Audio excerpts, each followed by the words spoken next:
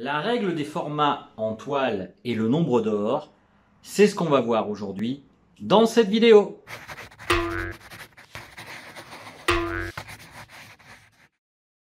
Bonjour et bienvenue sur cette chaîne. Alors aujourd'hui on va parler de formats et des différents types de formats qui existent pour se procurer des toiles dans le commerce. Alors je voulais vous dire aussi que si vous le souhaitez, bien évidemment, comme toujours, vous pouvez vous abonner à la chaîne avec le petit bouton là qui va jusqu'ici et vous pouvez bien évidemment partager autour de vous, voire liker. Ça me permettra d'augmenter les vues de ma chaîne et de me faire connaître davantage. Mais revenons à nos moutons ou plus exactement à nos formats. Aujourd'hui, je vais vous montrer un extrait en fait d'une formation que j'avais fait qui s'appelle de l'encollage à l'induction, que j'ai retiré d'ailleurs de ma boutique WooCommerce il y a quelques temps. Et je me suis dit que ça serait pas mal de vous montrer justement comment fonctionnent les formats, notamment si vous voulez peindre. Ça peut être assez utile de savoir justement quels étaient le but de ces formats qu'on peut voir aujourd'hui avec des chiffres assez fantasques du style P, F, M, enfin voilà. Eh bien, je vais vous expliquer tout ça et je vais vous expliquer aussi le principe de la règle d'or, si l'on peut dire, ou du moins survoler la chose, en espérant que ça vous aidera à mieux comprendre comment les formats fonctionnent, notamment les formats français, parce que, cocorico, les Français, comme d'habitude, on est particulier.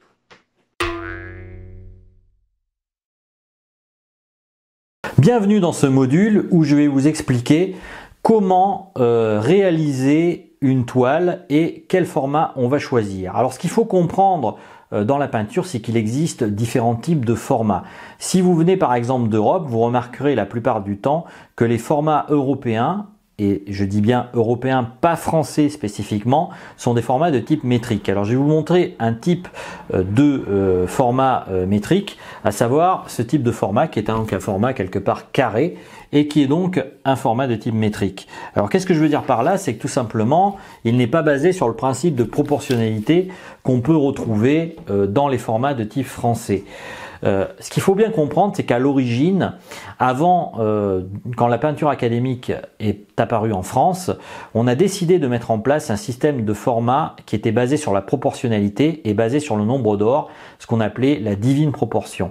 Alors si vous voulez savoir plus de choses sur la divine proportion, sachez qu'elle correspond à un numéro, ou un chiffre plus exactement, qui est avec des décimales infinies.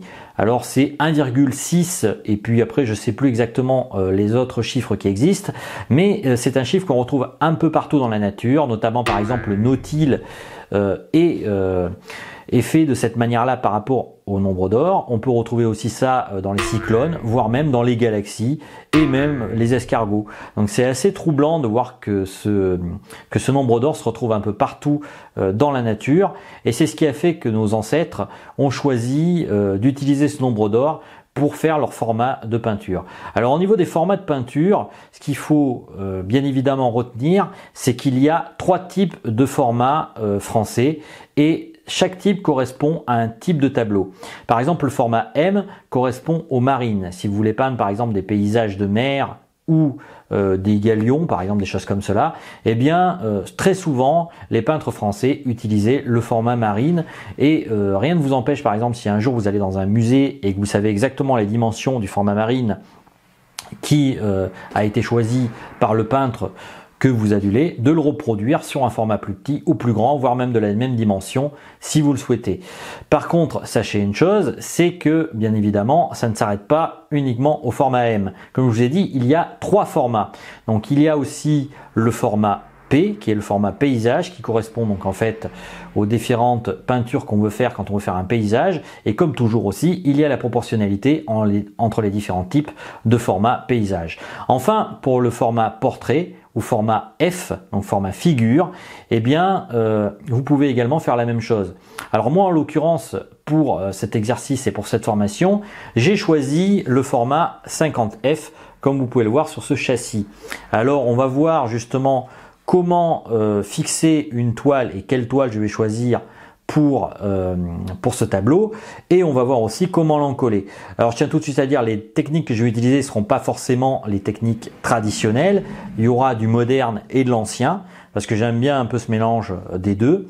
Et puis vous allez voir aussi que si par exemple vous souhaitez faire ce tableau sur un format plus petit, eh bien c'est tout à fait faisable. Je tiens tout de suite à dire que vous n'êtes pas forcément obligé d'avoir une toile 50F pour réaliser le modèle que je vais vous proposer. Pourquoi? Parce que bien évidemment, eh bien j'ai choisi le format français qui respecte la proportionnalité et ça vous permettra bien évidemment de peindre le tableau que vous désirez à la dimension que vous désirez. Alors cette émission se termine, j'espère que vous avez apprécié ce petit extrait de formation, sachant que je vais en faire d'autres par la suite, que je vais vous montrer aussi par exemple des extraits de ma formation par rapport à l'encollage et l'induction.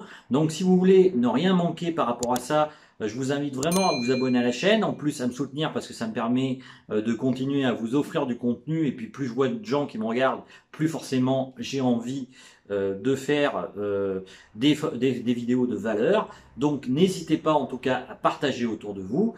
Si vous le souhaitez, bien évidemment, comme toujours, vous pouvez vous rendre sur mon site web ou visionner des publicités par exemple sur le site utip.io/chainspire.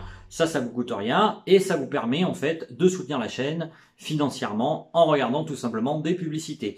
Vous avez aussi la possibilité de télécharger le guide PDF gratuit du peintre débutant, d'ailleurs qui va évoluer dans les prochaines semaines. Je pense que je vais en faire un guide plus vidéo où je reprendrai les différentes vidéos phares de ma chaîne et où j'ajouterai aussi des vidéos privées que je n'ai pas diffusées sur la chaîne pour vous expliquer un maximum de choses qui a trait à la peinture. Donc si vous souhaitez en tout cas recevoir tous ces nouveaux courriels, eh bien vous pouvez vous abonner à ma newsletter directement sur le site chainspire.fr. Quant à moi, je vous dis à bientôt pour une autre vidéo. Ciao!